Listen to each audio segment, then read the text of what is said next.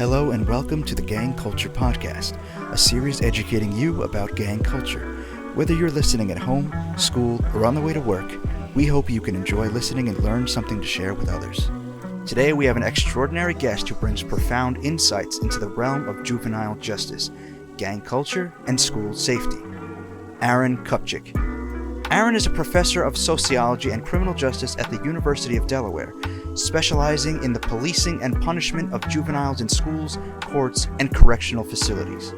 With a PhD and a master's in sociology from the New York University and a BA in psychology from Boston University, Professor Kupchik offers a rich academic perspective on these pressing issues.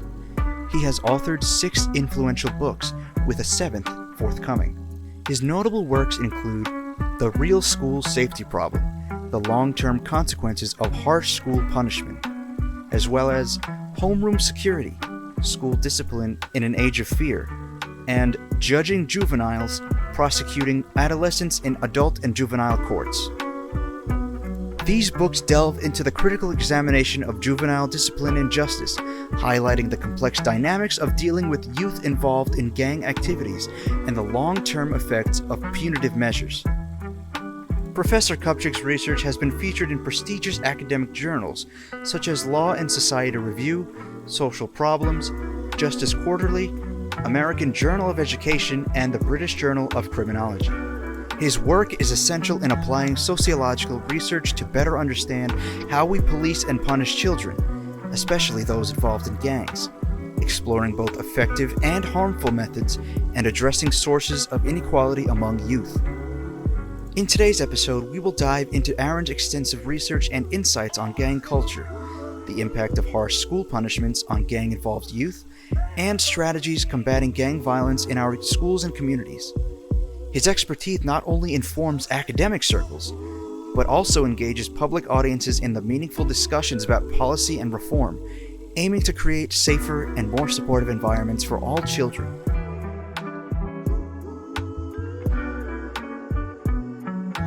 Welcome to another episode of Gangs, Myths, and Realities. I'm your host, Orlando Foreman, coming to you from the students of the cause, being the producers. Today, I have a distinguished gentleman that I've had the pleasure of actually working with and being a part of his studies at the University of Delaware, Mr. Aaron Kupchik. He's a professor of psychology and criminal justice at the University of Delaware. He studies the policy and punishment of juveniles in school, courts, and correctional facilities.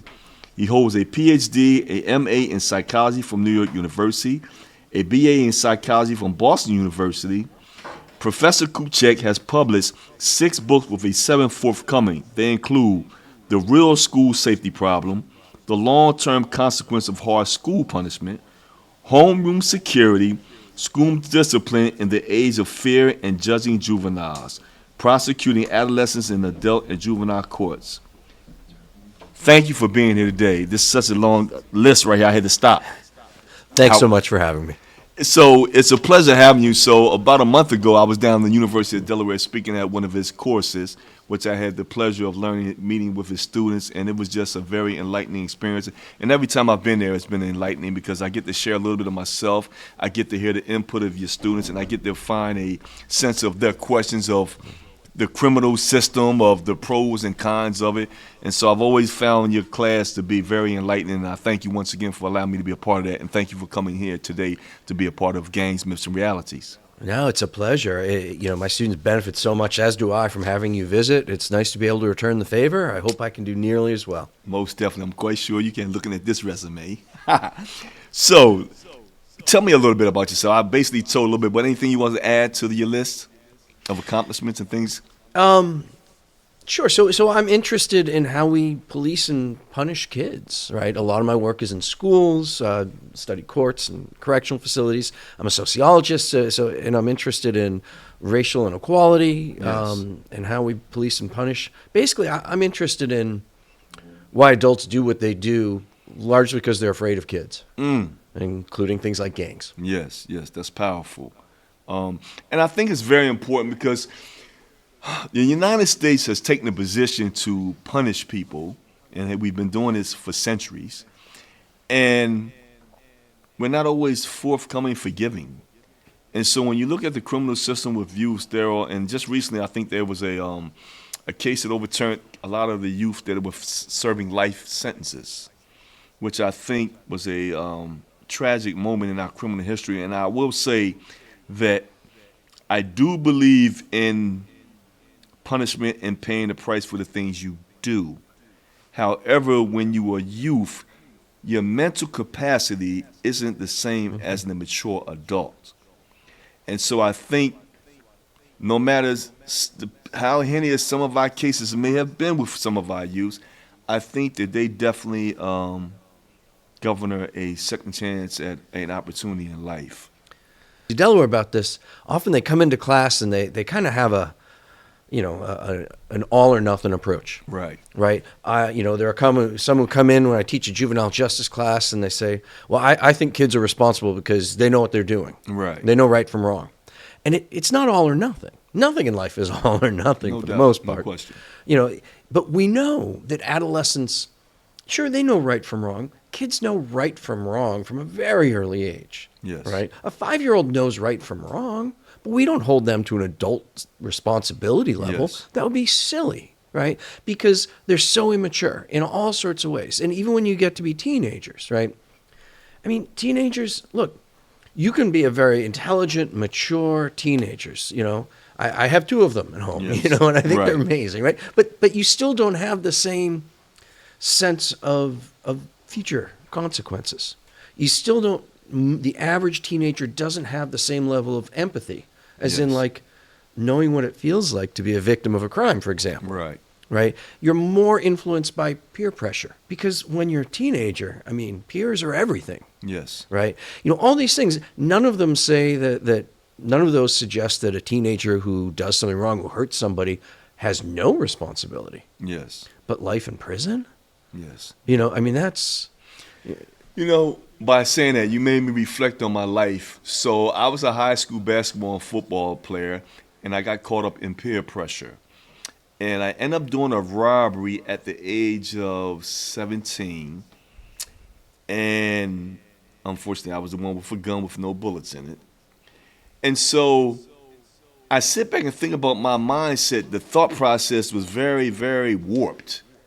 And here I'm doing good in school, I'm playing ball and everything, but yet the immaturity and peer pressure allowed me to try this, let's do this. Mm-hmm. And it made no sense because I didn't come from a bad family. My mother worked for General Motors, my father was an electrician. I don't know what it's like to be hungry, thank God. I don't know what it's like to live in a household with no electricity. I don't know what it's like to not have clothes and things that my parents provided. But the key thing about peer pressure is, number one, understanding who you are, not allowing others to influence you. And I work with 7th and 8th graders, and I constantly try to nail that in. Be a leader. Don't be a follower. And it's not really always so easy for that. A lot of kids are caught up with how their friends perceive them, how they see them.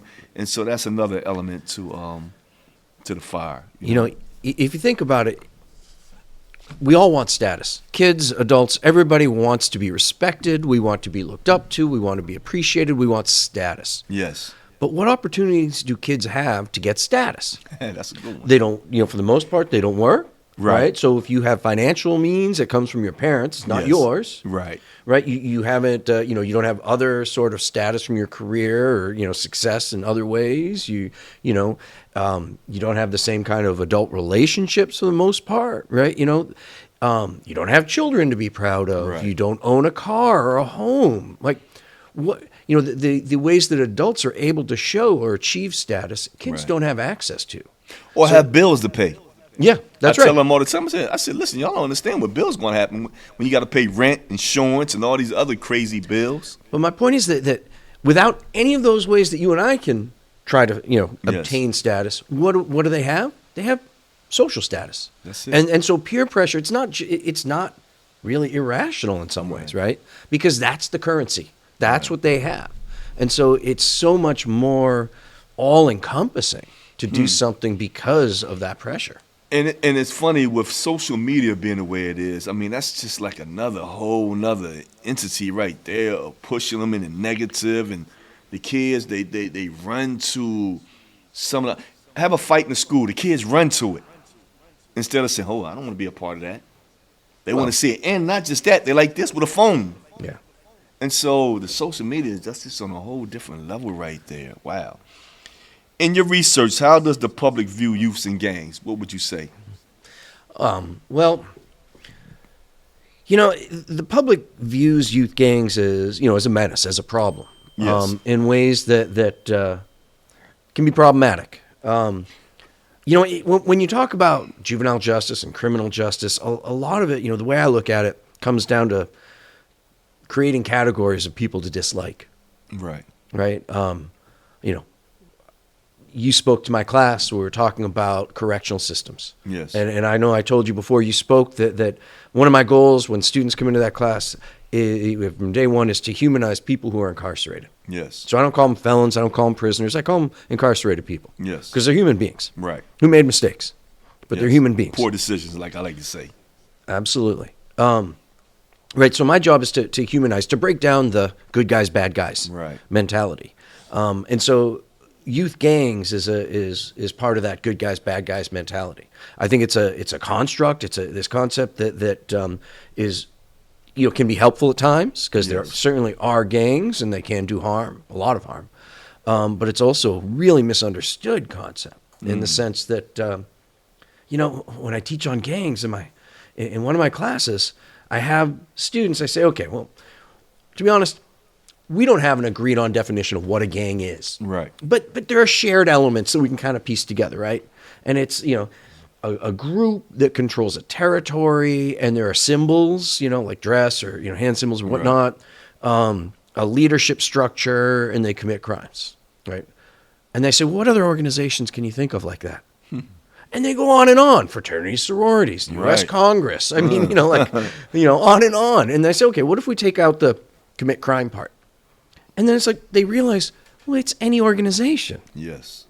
right? So what is unique about a gang, this thing that we call a youth gang? It's a group of kids who commits crime, Right. right? And has some kind of leadership structure. Well, okay, well, what about 3 or 4 kids who grow up, in the same neighborhood? They've always watched each other's back. Right. One of them's the leader. Sometimes they commit crime together. Are they a gang? Right. There is no right or wrong answer. But what we have is confusion. Confusion that results in so many young people who get labeled as gang members but don't identify as gang members. Right. And they can do extra time, like years of Yes. extra time, because a police officer thinks that tattoo resembles what they think is a gang tattoo, Right. for example.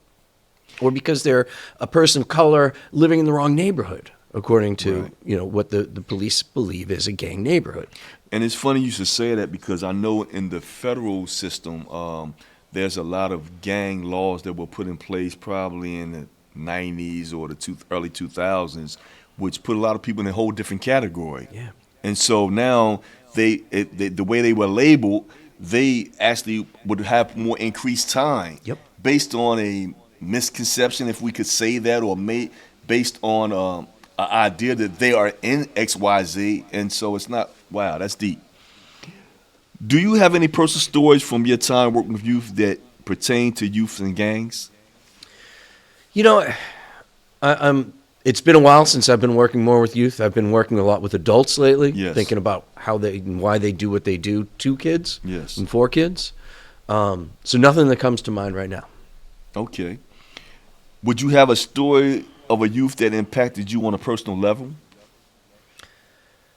And if you don't have a story of a yeah. youth, think about one of your students Yeah. who was struggling maybe, or something impacted you. Well, I'm thinking of my friend Devon, who I used to work with. Years ago when I was a graduate student, I was working at a research center at Columbia University, and this young man, he was great. He was bright. He was in school. He was working. We had hired some folks, young men, to do interviews of others Yes. in the community, and really promising young guy. And he lived in a rough neighborhood. He had a record. He'd been locked up before. Yes. And he got in a fight one day, and he got jumped by 2 or 3 other guys, Right. and he had a knife on him, and he used it. That was about, I want to say that was about 28 years ago, and he just got out last year. Wow. Yeah. So, I think about Devon a lot. Right. Wow.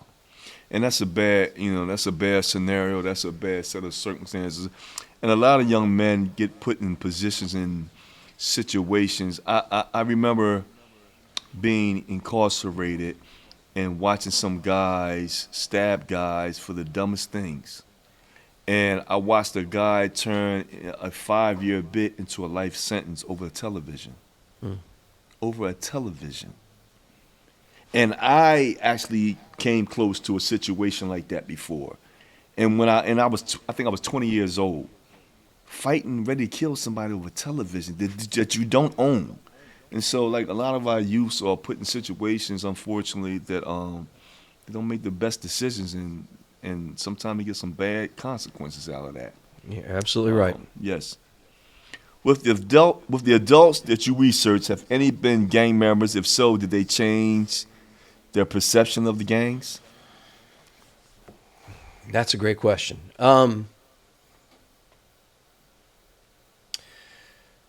Yeah, no one's coming to mind. I'm sorry. Right. Question. Yeah. Have any of your students, to your knowledge, ever been gang members?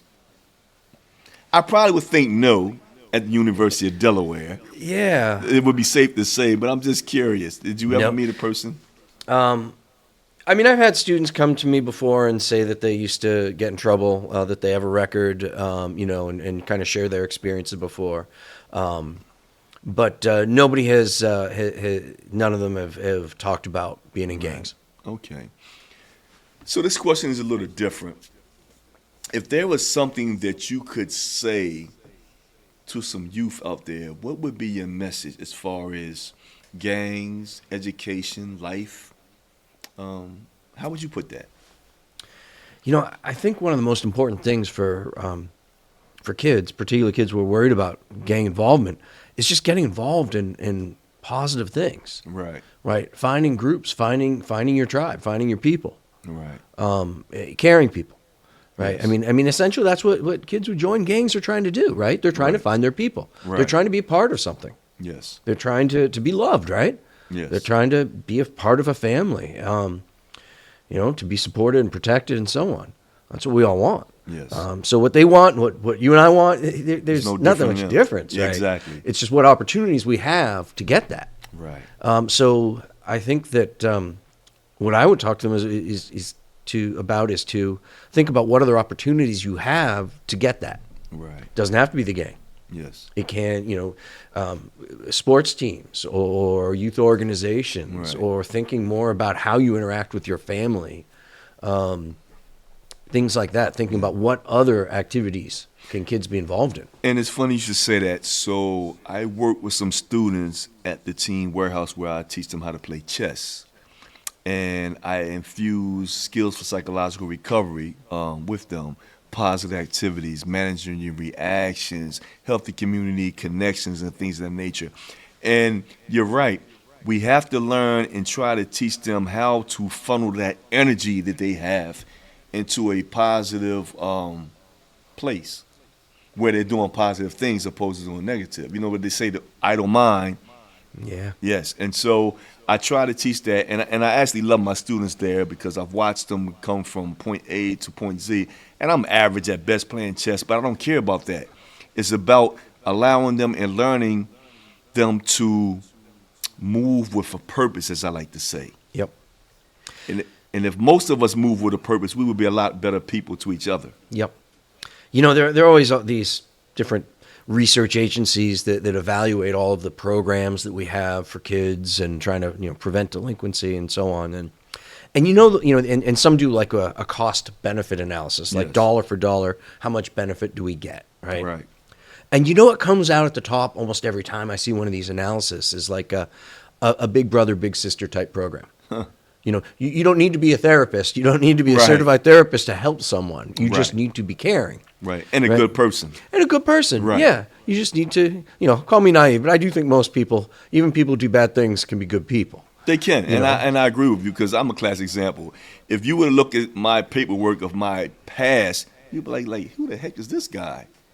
But then if you look at all the things that I do now with the youth at different varied ages and things of nature, or even regular community people, you will see the transformation that I've made. And so I think I have a saying, I had to go to hell and back to find out who I really was. Wasn't one of the greatest moments of my life, but it was a pivotal moment that allowed me to be who I am and become who I am. Yeah. And I remember the first time we met, when you shook my hand, you said, man, I really appreciate you bearing your soul, being able to share that with the students because they need to hear that. And I think there are some people that works for them. And there's other people that other things work for them. So, I agree with you. At the college level, what should be taught regarding gang culture, or should it be taught? Do you think it should be taught? Well, I think it's important to talk about gangs. The very term gang culture makes me cringe. Yeah. Yes, it does. Cringe. That's a perfect word for it. No, and I'm not saying there's no such thing as gang culture. Right. But I think it's one of those us and them words. It's one of those words used to vilify, right? Yes. I mean, look, culture refers to value systems, right? Yes. A value system. So a kid who joins a gang because they want protection, because they want belonging, because they want to be part of something, well, heck, I mean, those are my values too. That's the regular values that we all want as well. Like, I don't see how that's a different value system. Right. Are there different practices and norms and, like learning a hierarchy and so on? Yeah, sure. And I'm not saying that life in a gang is the same as life outside of a gang. But I think it makes me cringe a little because I don't know that people are all that different. They find themselves in different positions sometimes, more so than being different at a fundamental cultural level, right? So what do I think we should be teaching and learning about? I think we should, be thinking about how kids who join gangs really are different or are not different, right? How, focusing on both, not just because we only in society talk about the difference, right? They're bad is what we're taught, rather than understanding that look, we have to judge harmful actions for what they are. I'm not excusing or dismissing or trying to wave away any responsibility for someone who hurts somebody else, mind you. But I think we're all, like I started out saying before, it's not all or nothing, right? And I think that we should be talking about, why do kids join gangs? What are they looking for? Right? What is missing? How do we support them? How do we prevent them from needing to search for those things in that place? I also think we should be learning much more about our policies and what kinds of prevention initiatives. Yes. Most gang prevention policing initiatives backfire. Why do you think they backfire? Well, it just becomes more of us versus them. It just turns kids more into themselves, and away from police. Great program, gang resistance education training program has been positively reviewed, is an exception. But often the initiatives that we have to, storm in and break up the gang, they backfire. So I'd like to be thinking more about policy. I mean, as an example, so one of my favorite books in the last several years, this book is based on research in California. It's called Stick Together and Come Back Home. Brilliant book. And the author, Patrick Lopez Aguado, he does research with young people in California near the Fresno area who are in detention facilities and in an alternative school where they've been kicked out of their mainstream school. And the kids are going back and forth between them, and he gets to know them and their families a bit. And what he finds is that when the kids come into these places of punishment, right, they're all Latino youth. They're all from low-income Latino neighborhoods, where there are gang presences, right? That's real. Most of these kids are not gang affiliated, but the facilities assume they all 100% are. Because of the area they come from. Because the color of their skin, where they come from, right? I mean, the kids might look street, and so that leads to the assumption of all those things together that that they're gangbanging. So the kids come in. And based on what neighborhood they're from, they basically assume or assign almost a gang identity. Say, okay, you must be a bulldog, so we're going to put you in this pod. And these are the people you're allowed to associate with only, because they're trying to prevent conflict. So they assume gang identity coming in and separate them. Right. And here these people are thinking we're so on top of the adults, Right. forming policies, thinking we're so on top of things. We know who's a gang member, and we're able to separate them to prevent fighting.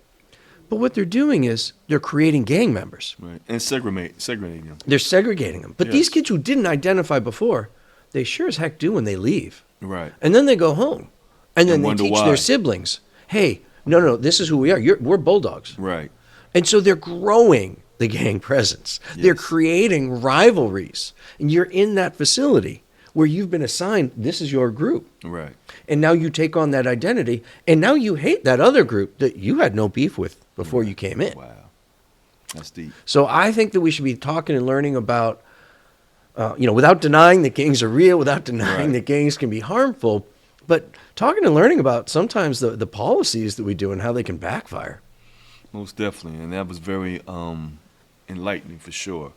And I kind of differ with the gang conversation in college because I think that most kids in college aren't thinking about gangs, to be honest. Yeah. Once you get to that level, I want to go to college.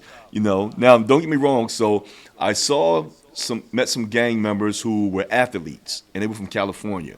So the gang kind of gives them a little leeway. Well, you don't have to be an active gang member on this because you're going to sports, and so I learned that culture. So I would agree that usually most of the ones that are in college, they want to do good things. I don't think they really want to be gang members, to be honest. But I think it's also a matter of opportunity, though. opportunity Right. is paramount. Exactly. without a If you're in doubt. college, you don't need the gang anymore for that Yes. identity and all those things that the gang provides. Yes. Not in And the you- same way. No doubt. And you finally realize this is what I possibly can do with my life. Yes, sir. And so that's major. If there was one parting shot, what would you like to share with our audience? A lot of what I do is just, like I said to you before, trying to humanize people who've made mistakes, particularly young people, right? Trying to teach others that the world's not all or nothing. So I kind of want to return to those themes, to thinking about, again, I know I've said it before, but I'm not denying that gangs are real. I'm not Right. denying that they're harmful. But not rushing to judgment and trying to understand why young people do what they do and what other options they have and what it is that they're looking for and what was their real intent. Right. Typically after young people commit crimes, like the type of thing that is most effective really is a restorative practice where you can sit down, and teach them, their accountability, Right. but also education of why what you did is wrong and here's how it affected other people. Right. And that's far more powerful than, say, getting locked up Yes. in terms of making a better person and improving society. And throwing the kid away. Yeah. No doubt. Well, I want to thank you very much for taking your time out of your busy schedule. I look forward to the 7th book. I appreciate you taking your time and coming to Gangs, Myths, and Realities. Please come back. And once again, we thank you for tuning in, and we hope that we shared something with you that might be very enlightening. And always remember this: you have choices. The question is, which choice do you choose to make? Thank you. I'm Orlando Foreman from Gangs, Myths, and Realities, and I'll see you the next time. Thank you. Cut. Okay. All right. Whenever you're ready, Right on set. So, Mr. Kupchik, I have a question for you. What, in your estimation, what role do females usually hold in gangs, from your knowledge?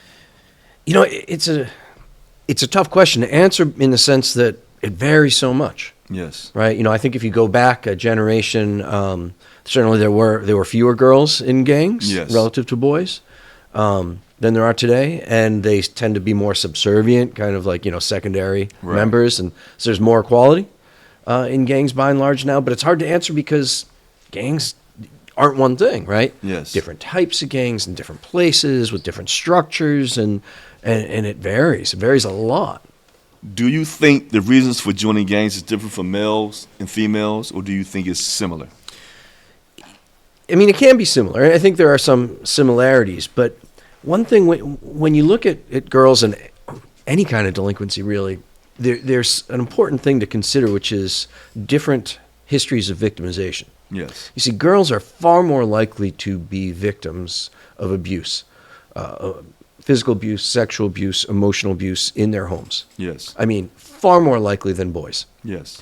And, too often what happens is that girls then, they do what they have to do to survive, which often means running away, which in and of itself is a crime. Yes. Right? You're a runaway now. Well, you're truant. You're a runaway. And then once you run away, you got to get by. You got to survive. Right. And so how do you support yourself? Often through criminal activity. Right? So just by doing what they can to survive, by being strong in one sense, right? Right. Girls are criminalized, right? Feminist criminologists call it, criminalization of survival strategies is the kind of fancy term they often use for it, right? and that's what, that's kind of how far more for girls than for boys, how they enter into, whether it be gangs or other forms of, or delinquency or the juvenile justice system. So not every girl in a gang has that path. Some join for the same reasons that boys do. Right. But often girls are more likely to join a gang or do other forms of behavior that we're not very fond of, Right. because of they're trying to survive. Right. Can you discuss any challenges or obstacles that you think women face in the gang culture? Is there anything that stands out? I mean, gangs can often be very, toxic masculine places, right? Yes. And so, not every girl in a gang is going to have that experience, but I think the challenges for them can be much higher sometimes than Right. for boys. Wow. What are some of the consequences for women who want to leave or distance themselves from the gang? Do you think of that you can think of? I mean, it varies a lot. I think that the old school, certainly there are some gangs where, there are penalties for wanting to leave. Right. But, I mean, the research on gangs suggests that that's more of kind of to a large extent, I don't want to say outdated, but, for many, Right. an outdated concept. If you don't want to be part of a group, the group probably doesn't want you. Once you right. How do you think women typically gain respect or status within a gang? Do you think women get status within a gang? Sure. I think that, again, just like outside of gangs, right? It's a tougher road for them to gain status than it is Right. for boys. They have a steeper hill to climb, Yes. right? But they can. Right. They can. By and large, same ways that boys do, right? By being, supportive of your friends. Sometimes that's through criminal activity. Sometimes that's by, just backing up your peers. Right. Yeah. Are there any stereotypes or misconceptions about women in gangs that you'd like to address? I think the old school idea is that girls are just subservient to boys, right? Right. That they're more feminine and so on, and the girls who join gangs. And, I think that that's pretty much a stereotype. Right. And again, that doesn't mean that their experience isn't different than boys who join Yes. gangs. But no, they're girls who are in gangs tend to be gang members, Yes. full-fledged. Wow. That's interesting. I appreciate you sharing that insight with us. Once Thank you. again, it's a pleasure having you in Gangs, Myths, and Realities, and I look forward to working with you down the future. Thank you so much for having me on here. No, I appreciate you. Once again, I'm your host, Orlando Foreman on Gangs, Myths, and Realities, and we'll see you the next time. Thank you for tuning in. This has been the Gang Culture Podcast, brought to you by The Cause and produced by the youth of The Cause production crew. Produced by Scott Michaels and Dennis Finicaro. Program manager is Darby Putney Vashis. Video and audio edited by Louis Navarrete. Hosted by Orlando Foreman. Thank you for listening. Stay tuned for a new episode dropping next week. Please don't forget to leave us a review wherever you're listening.